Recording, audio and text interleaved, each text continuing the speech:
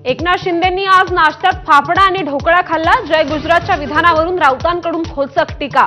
शिंदेंनी कांदे पोहे आणि बटाटे वडे खाणं सोडल्याचाही टोला। आम्हाला एकत्र आणणं बाळासाहेबांना जमलं नाही, ते फडणवीसांनी जमवून आणलं। राज ठाकरेंची टीका।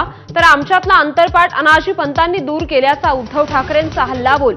दोघांच्याही भाषणात अप्रामाणिकपणा, शेलारांचा निशाणा।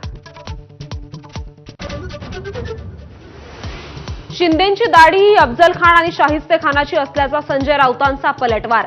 पुष्पा चित्रपटाच्या डायलॉगवरून टीका करणाऱ्या उद्धव ठाकरेंवर शिंदेंनी केली होती टीका।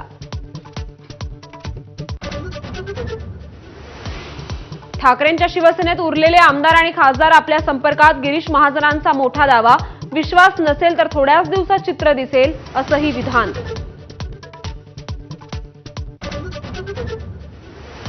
ठाकरे बंधूंच्या एकीचं तमिळनाडूचे मुख्यमंत्री एम.के. स्टॅलिन यांच्याकडून स्वागत। भाषिक अधिकारांसाठीचा लढा आता राज्यांच्या सीमा ओलांडून महाराष्ट्रात वेगानं पसरत असल्याचं केलं नमूद।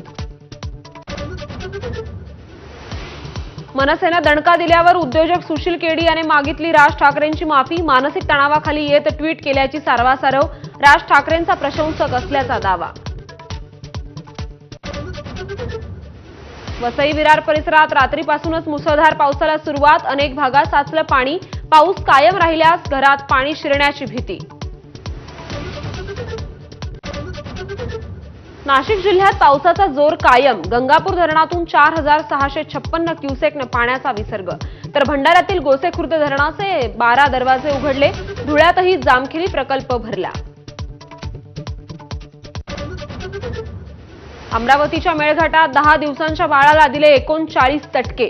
पोटफुगी झाल्यानं वृद्ध महिलेकडून अघोरी उपचार, गुन्हा दाखल।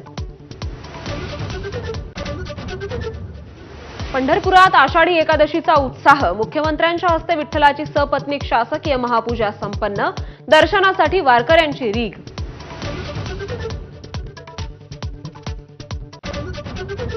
नाशिकचे उगले दाम्पत्य ठरले मानाचे वारकरी। कैलास उगले आणि कल्पना उगलेंना मुख्यमंत्र्यांसह विठ्ठलाच्या महापूजेचा मान।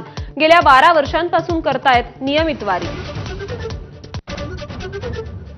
अमरनाथ यात्रेसाठी भाविकांची अलोट गर्दी। कालपर्यंत 30,000हून अधिक भाविकांनी घेतलं दर्शन। सुरक्षेच्या पार्श्वभूमीवर बंदोबस्त तैनात।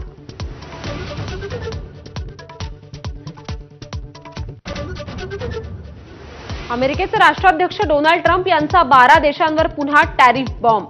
ट्रेड संदर्भातील पत्रांवर केली स्वाक्षरी। डेडलाईन संपण्यापूर्वी संबंधित देशांना पत्र पाठवणार असल्याची माहिती।